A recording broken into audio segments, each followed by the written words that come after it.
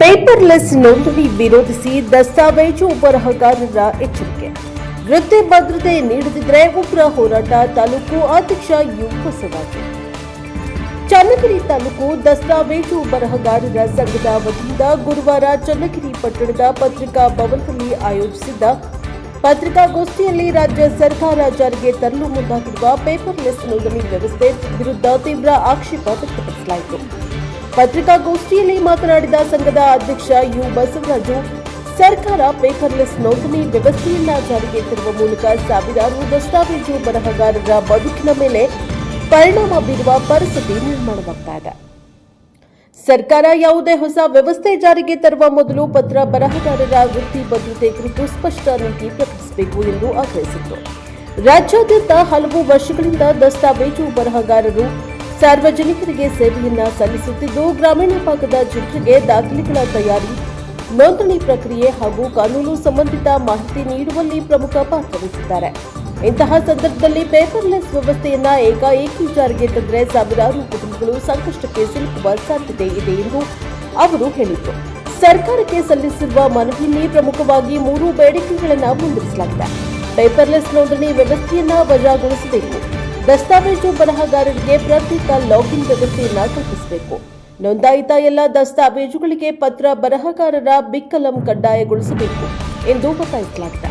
ಸರ್ಕಾರದ ದಸ್ತಾವೇಜು ಬರಹಗಾರರ ಹಿತಾಸಕ್ತಿಯನ್ನ ಪರಿಗಣಿಸಿ ಸೂಕ್ತ ನಿರ್ಧಾರ ಕೈಗೊಳ್ಳದಿದ್ದರೆ ಮುಂದಿನ ದಿನಗಳಲ್ಲಿ ರಾಜ್ಯವ್ಯಾಪಿ ಉಗ್ರ ಹೋರಾಟ ನಡೆಸಲಾಗುತ್ತದೆ ಎಂದು ಸಂಘದ ಪದಾಧಿಕಾರಿಗಳು ಎಚ್ಚರಿಕೆಯನ್ನ ನೀಡಿದರು.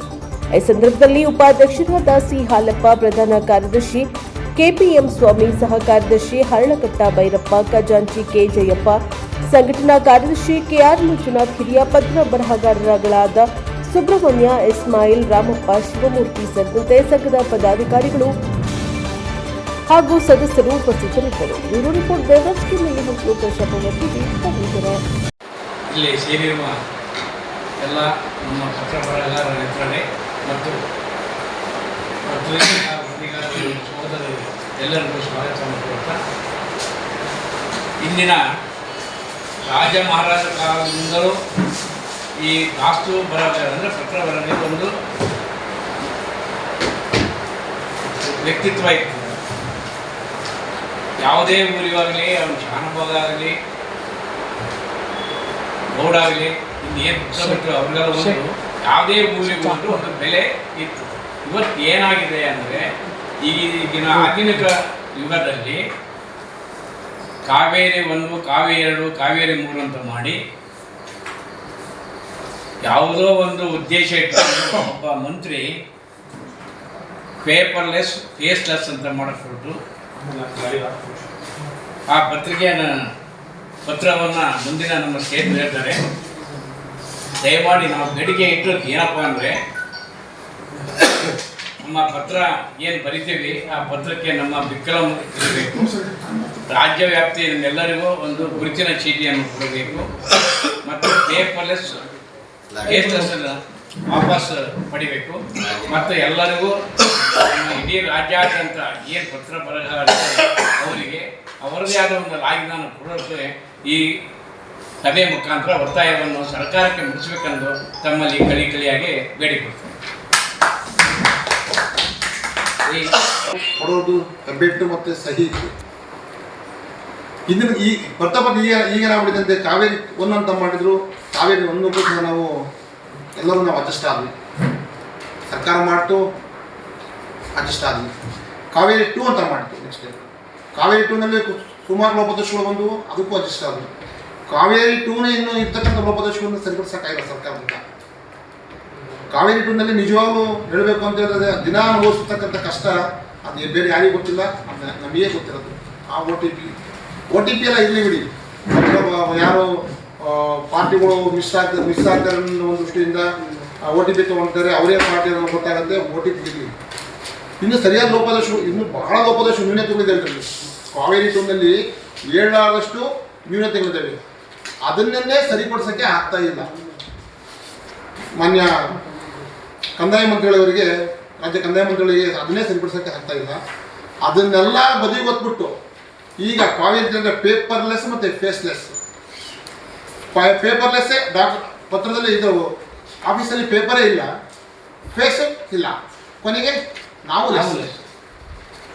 ಪೇಪರ್ಲೆಸ್, ಫೇಸ್ಲೆಸ್, ಕೊನೆಗೆ ಪತ್ರ ಬರೆದಾರರು ಲೆಸ್. ಈ ಒಂದು ಕೆಲಸ ಮಾಡೋಕ್ಕೆ ಹೊರಟಿದ್ದಾರೆ ಮಾನ್ಯ ಪ್ರಧಾನಮಂತ್ರಿಗಳು. ನೋಡಿ, ಉದಾಹರಣೆಗೆ ಮೊನ್ನೆ ಒಂದು ಚಾಮರಾಜನಗರ ಜಿಲ್ಲೆಯ ಯಳಂದೂರು ತಾಲೂಕಿನಲ್ಲಿ ಒಂದು ರಿಜಿಸ್ಟ್ರೇಷನ್ ಆಗಿದೆ. ಈ ಪತ್ರ ನಿಮಗೆ ತೋರಿಸ್ತಾ ಇದ್ದೀನಿ. ಈ ಪತ್ರನ ಇದು ರಿಜಿಸ್ಟರ್ಡ್ ಡಾಕ್ಯುಮೆಂಟ್ ಇದು ರಿಜಿಸ್ಟರ್ಡ್ ಡಾಕ್ಯುಮೆಂಟ್ ಇದು. ಬೆಳಗ್ಗೆ 8:30ಕ್ಕೆ ಅವತ್ತು ಉದ್ಘಾಟನೆ ಮಾಡಿದ್ದಾರೆ. 30/4/2026 ಬಂದು ಬೆಳಗ್ಗೆ 8:30ಕ್ಕೆ ಆಫೀಸು ಓಪನ್ ಮಾಡಿಬಿಟ್ಟು ಆಪರೇಟರ್ಸ್ ಕರೆಸ್ಬಿಟ್ಟು ಪಾರ್ಟಿಗಳನ್ನು ಕರೆಸ್ಬಿಟ್ಟು ಒಬ್ಬರು ಲಾಯರ್ ಯಾರು ಬೇಕಾದರೂ ಸೈನ್ ಹಾಕ್ಸಿ ಓಪನ್ ಮಾಡಿ ಎಲ್ಲ ರೆಡಿ ಮಾಡಿಬಿಟ್ಟು 12:20 ಸರಿಯಾಗಿ ಈ ಪತ್ರನ ರಿಜಿಸ್ಟರ್ ಮಾಡಿಬಿಟ್ಟು ಸಂಬಂಧಪಟ್ಟ ಇಲಾಖೆ ಮೇಲಧಿಕಾರಿಗಳಿಗೆ ಸರ್ ಬನ್ನಿ ಪೇಪರ್ಲೆಸ್ ಅಂತದ್ದು ಸಕ್ಸಸ್ ಆಗಿದೆ ನೋಡಿ ಬನ್ನಿ ಅಂತೇಳಿ 12:20 ಅವರಿಗೆ ಕರೆಸ್ಬಿಟ್ಟು ಉದ್ಘಾಟನೆ ಮಾಡಿ ಕರ್ನಾಟಕ ರಾಜ್ಯದಲ್ಲಿ ಪೇಪರ್ಲೆಸ್ ಸಕ್ಸಸ್ ಅಂತ ಹೇಳ್ಬಿಟ್ಟು ಮಂತ್ರಿಗಳು ಹೇಳ್ಕೊಂಡು ಇದರಿಂದ ಆಗ್ತಕ್ಕಂಥ ಕಷ್ಟಗಳೇನಂತ ಸಮಸ್ಯೆಗಳೇನಂತ ನಿಜವಾಗ್ಲೂ ಅವರಿಗೆ ಅರಿತಾನೇ ಇಲ್ಲ ಅನ್ಸುತ್ತೆ. ನನ್ನ ಪ್ರಕಾರ ಅವೈಜ್ಞಾನಿಕವಾಗಿ ಮಾಡತಕ್ಕಂಥ ಕೆಲಸ ಇದು. ಈ ಕೆಲಸ ಮಾಡ್ತಕ್ಕಂಥ ಅವೈಜ್ಞಾನಿಕ ಇದು. ಪಾರ್ಟಿಗಳು ನಾಳೆ ಡಾಕ್ಯುಮೆಂಟ್ ಯಾವ್ದಾದ್ರು ಒಂದು ಕೋರ್ಟಲ್ಲಿ ಹೋಗಿ ಏನಾದ್ರೆ ಸಮಸ್ಯೆ ಆದರೆ ಪಾರ್ಟಿನೇ ಸೈನ್ ಇಲ್ಲ ಅಂತಂದ್ರೆ ಏನು ಮಾಡ್ತಾರೆ ನಾಳೆ? ಈ ಸೈನ್ ಅಂತ ಮಾಡ್ತಾರೆ ಅಷ್ಟೇ. ಇದು ಈ ಸೈನ್ ಅಂತ ನೋಡಿದ್ರೆ ಇಷ್ಟೇ, ಪಾರ್ಟಿ ಸೈನ್ ಇಷ್ಟೇ, ಇದ್ರಲ್ಲಿ ಸೈನ್ ಹಾಕ್ಬೇಕಾಗಿ ನಿಮ್ಮ ಗಾಡಿಯಲ್ಲಿ ಹೆಬ್ಬೆಟ್ ಅಷ್ಟೇ. ಈ ರೀತಿ ಮಾಡೋಕ್ಕೆ ಹೊರಟಿದ್ದಾರೆ. ಈ ರೀತಿ ಮಾಡೋದ್ರ ಜೊತೆಗೆ ತಲತಲ ಅಂತಂದು ಪತ್ರ ಬರಗಾರ ಏನು ಬರ್ಕೊಂಬಂದಿದ್ರಲ್ಲ, ಆ ಸೈನಿನ ಅವಶ್ಯಕತೆ ಇಲ್ಲ ಅನ್ನೋ ಒಂದು ದೃಷ್ಟಿ ಆ ಒಂದು ತೆಗೆದಕ್ಕೆ ಹೊರಟಿದ್ದಾರೆ ಮಾನ್ಯ ಕಂದಾಯ ಮಂತ್ರಿಗಳು. ಆ ವಿಚಾರವಾಗಿ ಇವತ್ತೆಲ್ಲ ನಾವು ಸೇರಿಕೊಂಡು ಪತ್ರಿಕಾಗೋಷ್ಠಿಯಲ್ಲಿ ನಾವು ಮಾತಾಡಿದ್ವಿ. ಮುಂದೆ ನಾವು ಇದನ್ನ ಇಷ್ಟಕ್ಕೆ ಬಿಡಲಾಗಲಿ ಸಹ ಮುಂದೆನೂ ಸಹ ಇದ್ರ ಬಗ್ಗೆ ಹೋರಾಟ ಮಾಡ್ತೀವಿ. ಬೆಂಗಳೂರು ಚಲೋ ಕಾರ್ಯಕ್ರಮ ಮಾಡಬೇಕು ಅಂತ ನಮ್ಮ ರಾಜ್ಯಾಧ್ಯಕ್ಷರು ಹೇಳಿದ್ದಾರೆ. ಅದ್ರ ಪ್ರಕಾರ ಬೆಂಗಳೂರು ಚಲೋ ಕಾರ್ಯಕ್ರಮವನ್ನು ನಾವು ಅತಿ ಶೀಘ್ರದಲ್ಲೇ ಕೈಗೊಳ್ತೇವೆ ಅಂತೇಳಿ ಈಗ ಈ ವಿಚಾರ ಬಗ್ಗೆ ಆಗಿನೇ ಸಂಘದಿಂದ ನಮ್ಮ ಒಕ್ಕೂಟದ ಸಂಘದಿಂದ ರಾಜ್ಯದ ಹೈಕೋರ್ಟ್ಗಾಗಲೇ ನಾವು ಮನವಿ ಸಲ್ಲಿಸಿದ್ವಿ. ಅವರು ಸಹ ಈ ಡೇಟನ್ನ ಯಾವ ಡೇಟ್ ಅಂತೇಳಿ ಈಗ ಸಮ್ಮರ್ ಸೀಸನ್ನಿಂದ ರಜೆಯಿಂದ ಆಗಿಲ್ಲ. ನೆಕ್ಸ್ಟ್ ಡೇಟಲ್ಲಿ ಸದ್ಯದಲ್ಲಿ ಜೂನ್ ಫಸ್ಟ್ ವೀಕಲ್ಲೇ ಇದು ಜೂನ್ ಇನ್ನು ಮೊದಲಿಂದನೂ ಇತ್ತ ಅಥವಾ ಈಗ ಮತ್ತೆ ಮಾಡಬೇಕು ಅಂತ?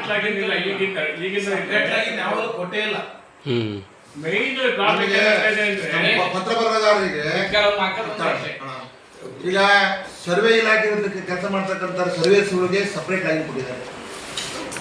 ಅವರು ಸಹ ನಮ್ಮಂಗೆ ಲೈಸೆನ್ಸ್ ಹೊಂದಿರತಕ್ಕಂಥ ಸರ್ವೇಸ್ ಅವರಿಗೆ ಸಪ್ರೇಟ್ ಆಗಿ ಕೊಟ್ಟಿದ್ದಾರೆ.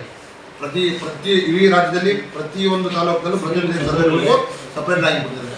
ನಮ್ಮ ಹೋರಾಟ ಮತ್ತು ಇಷ್ಟನೇ, ನಮಗೆ ಆಗಿರತಕ್ಕಂಥ ಸಪ್ರೇಟ್ ಆಗಿ ಕೊಡಿ. ಸಿಟಿಜನ್ ಆಗಿ ತೆಗೆಯೋದ್ರಿಂದ ಯಾರು ಪತ್ರ ಹಾಕೊಂತಾರೆ, ಕಂಪ್ಯೂಟರ್ ಸೆಂಟರ್ಗಳೆಲ್ಲ ಮಾಡ್ಕೊತಾರೆ. ಸುಮ್ಮನೆ ಜನಗಳಿಗೆ ಅರ್ಥ ಆಗೋದಿಲ್ಲ, ಏನೂ ಆಗೋದಿಲ್ಲ.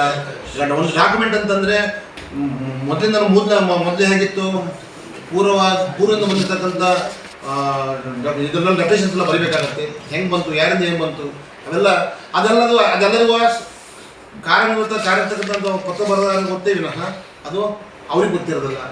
ಅವ್ರಿಗೇನು ತಗೊಳ್ಳೋರು ಕೊಡೋ ಹೆಸರು ಊರು ಚೆಕ್ ಬಂದು ಸ್ಟ್ಯಾಪ್ ಅಂತ ಆಸ್ತಿ ಮೂಲ ಆಸ್ತಿ ಹೆಂಗೆ ಬಂತು ಅನ್ನೋದು ಅದ್ರಲ್ಲಿ ಏನು ತೋರಿಸೋದಿಲ್ಲ.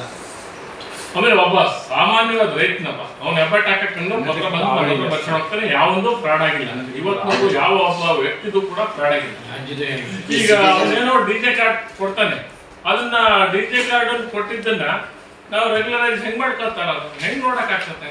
ಅದ್ರ ಸೈನ್ ಇರಲ್ಲ, ನೀ ಸೈನ್ಯ ಮಾಡಿ ಹೋಗಪ್ಪ ಇದು ಬೆಳೆಕಾಗೈತೆ ನೋಡು ಅಂತ ಹೇಳಿ ಪ್ರತಿಯೊಂದು ಗ್ರಾಮಗಳಾಗಿದೆ, ಪ್ರತಿಯೊಂದು ಊರುಗಳಲ್ಲೂ ಕೂಡ ಇದ್ರ ಬಗ್ಗೆ ಇದು ವ್ಯಾಜ್ಯಗಳು ಇನ್ನು ಅನೇಕ ಕೋರ್ಟ್ಗಳಲ್ಲಿ ಉತ್ಪಾದನೆ ಮಾಡ್ತಾರಂತ ಪರಿಸ್ಥಿತಿ ಸರ್ಕಾರಕ್ಕೆ ಬರ್ತದೆ.